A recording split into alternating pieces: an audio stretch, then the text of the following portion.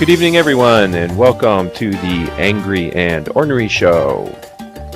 We are a little off tonight just because we moved the location of our studio over the week. Well, since the last filming anyways. And I just wanted to say that if you're in Second Life, you can find the studio in Florence. That's Floriance.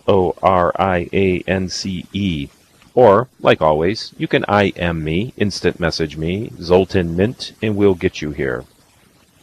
If you are watching this on live stream and you'd like to be part of our live audience in Second Life, go to secondlife.com, log in, create an avatar, and when you arrive in Second Life, I am Zoltan Mint, and we will get you to the studio as well. Speaking of live stream, you can see our show every 2 weeks on livestream.com. as we are filming it live in Second Life. And the airtime is right around 10 o'clock Eastern Standard Time. And that's every other Wednesday. And, of course, eventually the show will appear on YouTube in about a day or two after we tape. It's edited. Graphics are added and all types of other nice things. And we put that on our channel, the Angry and Ornery channel, on YouTube. Just do a search for Angry and Ornery, you'll find it. I believe this is our 23rd or 4th episode or so. Somebody will correct me in local chat, I'm sure. But what I would like to do is thank Florian, our cameraman. He is a gentleman and a scholar. Florian Blaisdell has allowed us our new location here in Florence to have our studio. So again, I send out a big thank you for him. So without further ado, let's bring out our co-host, Mr. Lionheart. Come on out here, Lionheart.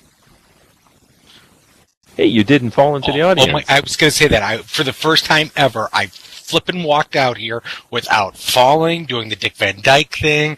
It's the drugs must be working.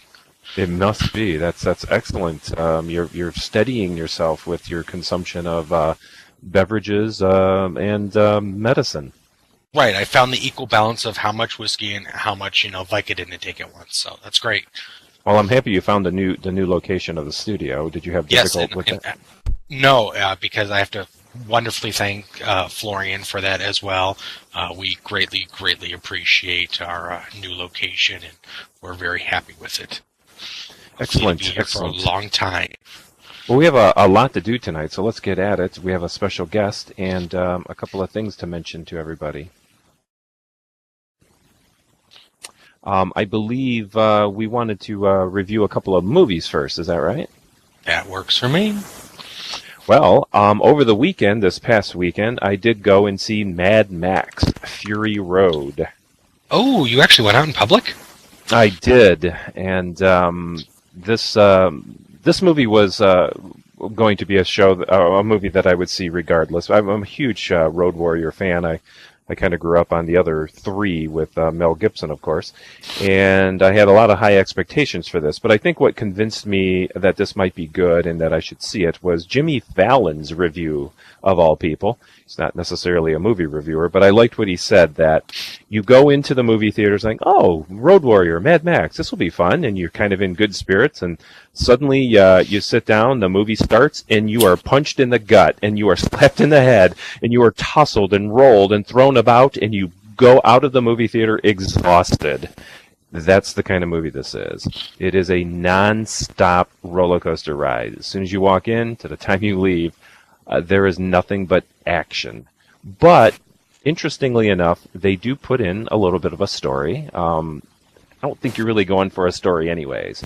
But the cool thing is, it is a great mixture of special effects, CGI effects, and actual stunts. They hired the craziest stuntmen, I think, in all the world there in their filming location in southern Africa.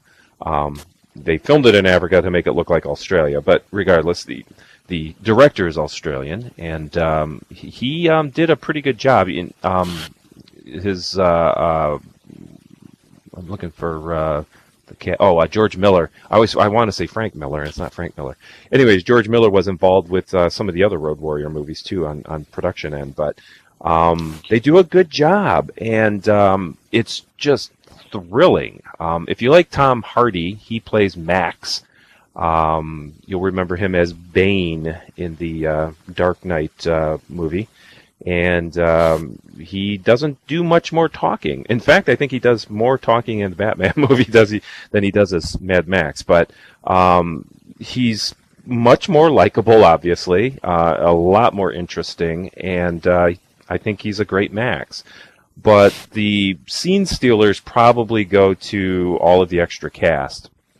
This movie was made in such a way that you can watch it probably 5 times and never see the same thing twice.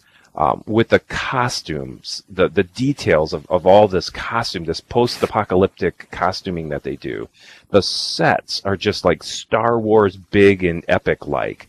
Of course, the fight scenes, the chase scenes, the cross-desert scenes where the cars are just exploding and jumping, and just when you think you know what's going to happen, something else happens. It's just a madhouse of activity when there's these scenes, these chase scenes. So I loved it. I thought, for a summer movie, it's just video popcorn. It's just, you don't have to think, you just enjoy, and you ooh and you ah, and you kind of make muffled hurt noises when you see some of the damage these people go through. But it's a really fun and cool movie. So on a scale of 1 to 5, I'd probably give it a 4.5. I can't give it a complete 5 because not a lot of drama, not a lot of plot, not a lot of story, but overall, it was a great film. If you like Charlize Theron, she plays one tough biatch in it, so you'll really like her in this. And good, strong female characters, unlike past Road Warriors, except for Tina Turner. But overall, a good film. So I hope you go see it, Lionheart, and let me know what you think. I plan on seeing it. I haven't seen the originals in decades. So I watched them right before. We watched all 3, and I thought this one definitely brings it up to date, and it makes it a little bit more believable, and I don't think it's as campy as the original 3. What I just recently found out, it's not technically the 4th film. It's number 3. It comes before Thunderdome in the franchise series. So it's, and you can see how that, right, when you see the film, you'll understand it fits in there. It's very generic. It could fit in anywhere. And at times, Tom Hardy actually looks like Mel Gibson a little bit, and you'll understand that scene too. But anyways, they did announce a second film, so this is probably going to be a franchise. No doubt a 3-film franchise. So jump in while you can and go see it on a big screen and see it in 3D, because that stuff is coming right off the screen when cars are crashing, stuff is flying at you, and it's pretty cool. So, all right, what do you got? Oh, by the way, I gave you the rating, 4.5. Yes. Go ahead. Yes. Okay. I was hesitant on what I saw recently here. Because it was labeled the biggest failure so far of 2015. And the film cost $60 million to make it, and during its whole run, it didn't even bring in $5 million. And it flopped, and critics never really said anything about it because I don't think anybody went and saw it. I saw the new Johnny Depp movie, Mordecai. Oh, interesting that you should say that, because I just had that in my hand, the DVD in my hand yesterday. And did you buy it? I did not. I'm married. I'm married to a person who would divorce me for Johnny Depp. Okay, so I'm going to say something. Yeah. It is the funniest movie I've seen so far this year. Really? I watched it with a group of people that age ranged between 12 and 65. Oh, geez. Okay? With people in between. So I watched it with a group. 15 minutes into the movie, we had to pause it for a second. The reason being, we were all laughing so hard that we couldn't pay attention to what was going on the screen. And we all said in unison just about, we don't understand why this movie flopped. The movie stars Johnny Depp as this artsy... he's into paintings, and he knows forgery paintings, and he sometimes does work for MI5. His wife is played by Gwyneth Paltrow, who's practically in a roundabout way having an affair with his friend from college, played by Ewan McGregor, who now works for MI5 and sometimes hires Mordecai. And then he has his manservant named Jacques, played by the wonderful Paul Bettany, as this thuggish butler who somehow, someway, every time they go out, they can even go to, like, you know, a McDonald's, and he somehow ends up getting laid. And the movie from start to finish is hilarious. It's about a woman who is murdered in a missing painting, and they're trying to find it. And the period piece, right? No, it's set in modern day. And the thing is it was, Jeff. Someone. No, Jeff Gold. It looks at times, because you'll get this, and maybe some of our audience members will. Johnny Depp is channeling the British actor Terry Thomas as he's doing it. He's got a gap between his teeth and a handlebar mustache, which that having that whole thing is hilarious because they do side jokes with that. But it's so funny. Jeff Goldblum shows up for a little while. Other celebrities show up. But just the whole film from start to finish about them trying to find this missing famous painting is hilarious. I'm going to give it a 5. Really? Yeah. You're very liberal with your 5s lately. Yes. You know what? Once again, maybe it's the drugs. It was directed by David Cope, and like I said, it's considered one of the worst films ever.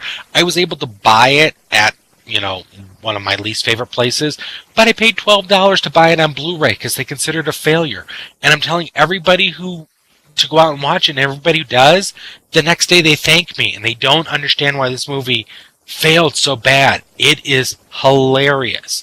Every time Gwyneth Paltrow goes to kiss him, she hates mustaches, so she gags. And then I saw that clip on it. He has a sympathetic gag reflex, so he gags that. So having these two actors sitting there gagging as they're trying to kiss is hilarious.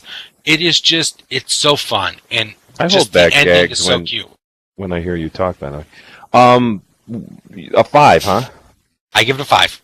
Wow. Give it a 5. All right, we're going to run out of time. I just wanted to quickly note that one of my icons, late night icons, is ending a period of time in my life that I enjoyed a great deal, and that is the late night show with David Letterman. Comes to an end tonight. The last show airs tonight. We taped this on May 20th, so I'm DVRing it, but it's kind of sad. I'm looking forward to the new late night show with Steve Colbert, right? I have no idea. I believe he's taking over for Letterman. But anyways, if you've watched the last week or so of Letterman, he's had on some of the biggest stars you can imagine doing the craziest things that you can imagine. Just last night, Bill Murray came on and he jumped out of a cake, a giant cake.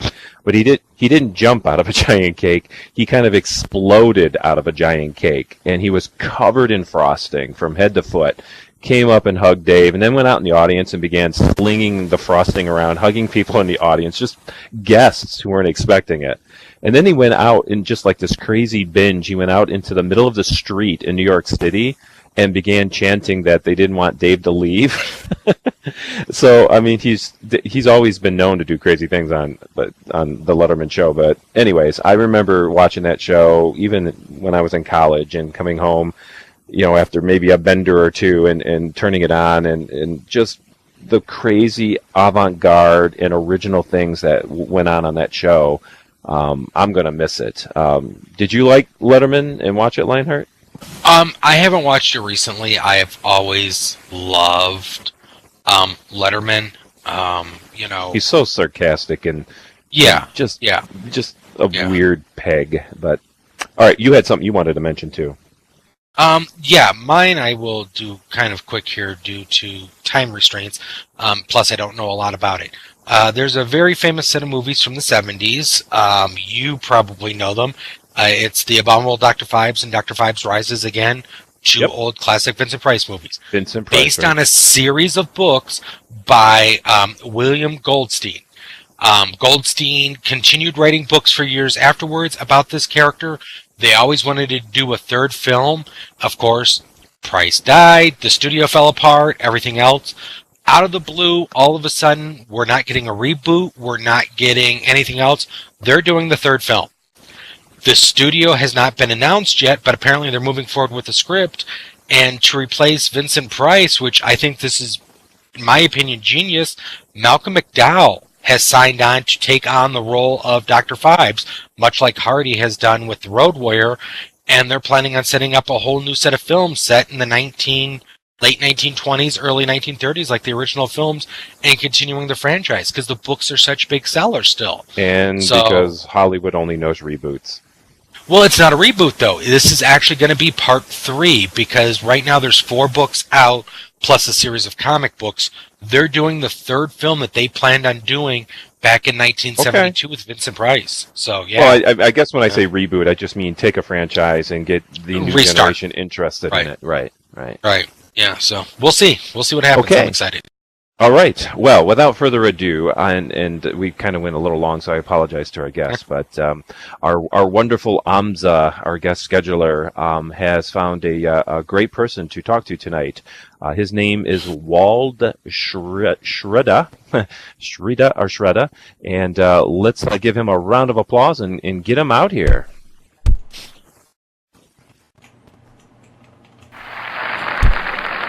Well, look at that. I even moved down without falling. Hi, Wald. How are you doing? I'm doing fine. Excellent. Thank you for being on our show. My pleasure. So, first of all, let me get seated. There we go. Tell me a little bit about the sim that you're, I guess, currently working on, right? The Renaissance Island? Oh, well, yeah, I was just recently invited by the Empress Amza to become part of the community at the Renaissance Island sim, which is a historical recreation of Renaissance England from around the 1500s. And she invited me to take on the role of the parish musician for that site, because I have done some work with music from that period of time, from the Renaissance period and from the medieval period. And so I'm very honored to be a part of that community and to be hoping to provide some of the music for them. Yeah. That's awesome. What's awesome about it to me is the fact that on Second Life, there are so many cultures and so many different types of art and music that you can get as specific as, medieval or Renaissance music at a specific sim. You can catch an artist singing or playing instruments from that time period where, in real life, might have to travel pretty far to a medieval fair or something, or even across to Europe to hear something like this.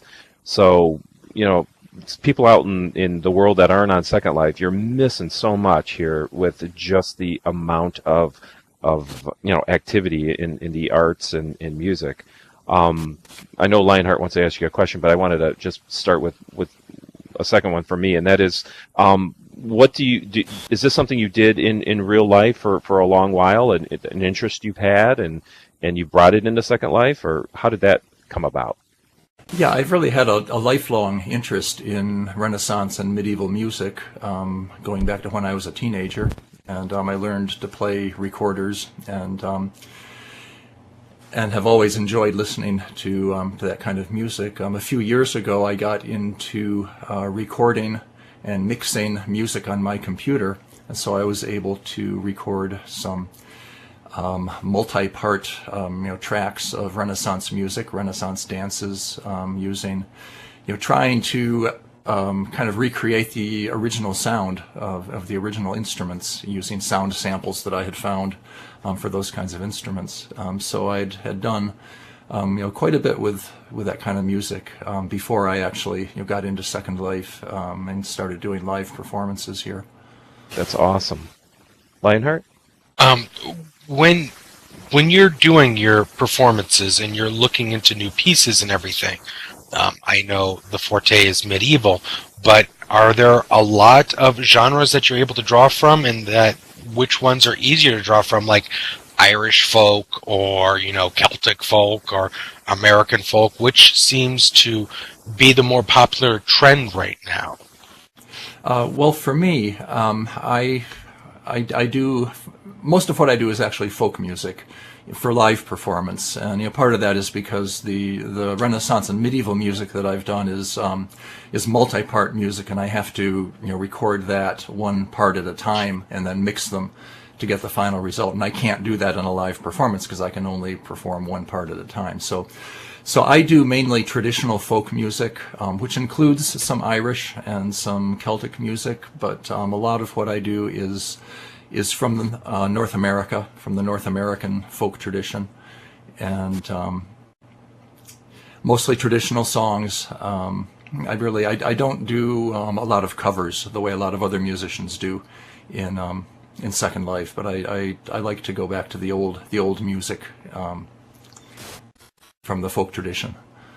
Is there a way that if you're doing original music, like you just mentioned, that you can package this or offer it to people that hear it? Maybe they want a recording of yours. I mean, can you sell it?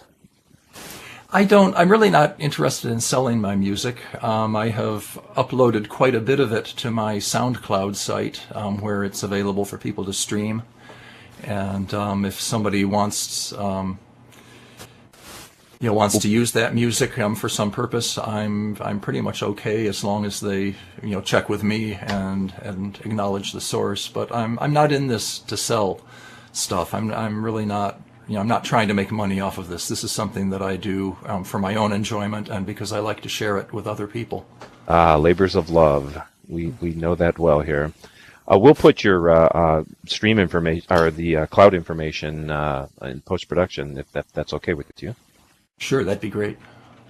I wanted to ask if I understand that the Renaissance Island sim is a role-play sim. I mean, everybody assumes a character, and they pretty much stay in that character. Is that correct?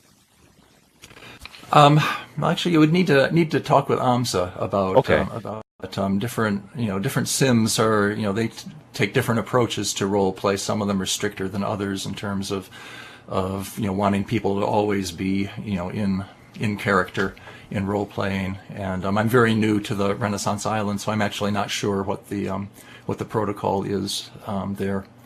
Well, it's good that you mentioned that because, in fact, I believe we're having AMSA on next week, so we'll get the details on that. I guess as it relates to you, when you perform live, do you take on a role as a character, or do you pretty much play your real life self?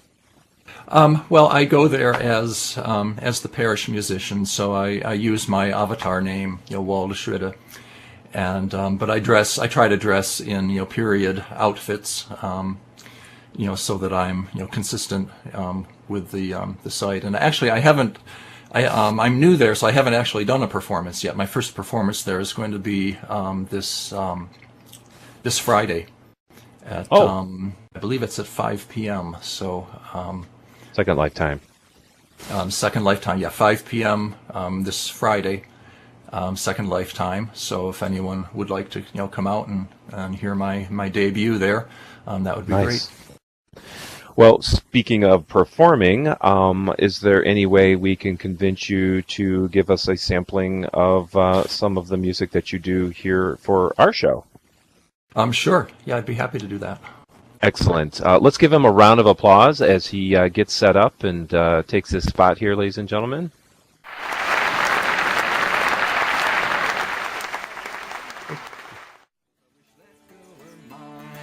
Shady Grove, my true love. Shady Grove, I know. Shady Grove, my true love. Bound for the Shady Grove. Every night when I go home, my wife, I try to please her. The more I try, the worse she gets. Damned if I don't leave her. Fly around my blue-eyed girl, fly around my daisy.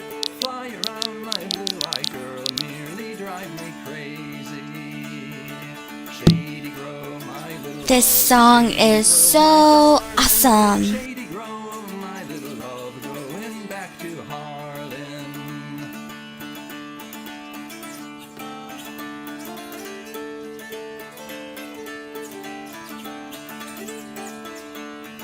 Shady Grove, my true love, Shady Grove, I know. Shady Grove, my true love, bound for the Shady Grove.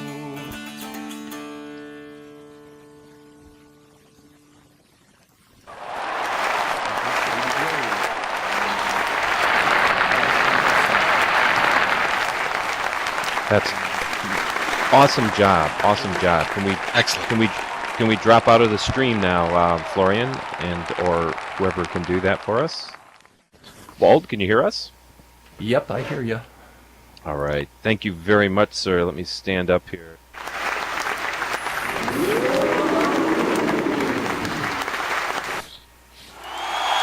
Thank you very much. I'm floating out into Netherworld. There I am. Okay. Well, thank you again, Wald. Give him another round of applause. Wald Schroeder, playing at the Renaissance Island.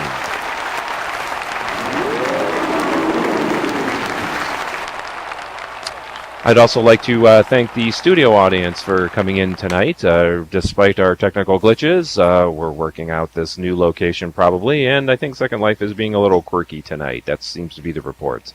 But come into Second Life and we will get you here. We tape every other week on Wednesday evening at 7 o'clock. So get down here and join our studio audience or watch us live on live stream, which is also simultaneously being shown out on the internet.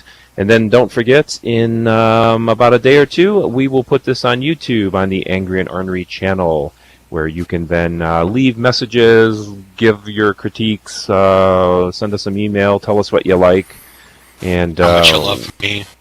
how much you great love I am. Lionheart, and how what? What? How much they Yeah. love me. Oh, is that all? I will thought send you were anybody 10 glossies. I thought you were just going to pander for money again, but whatever no. works. Anyways, ladies and gentlemen, thank you very much for joining us. We'll see you in a couple weeks. Good night. Good night.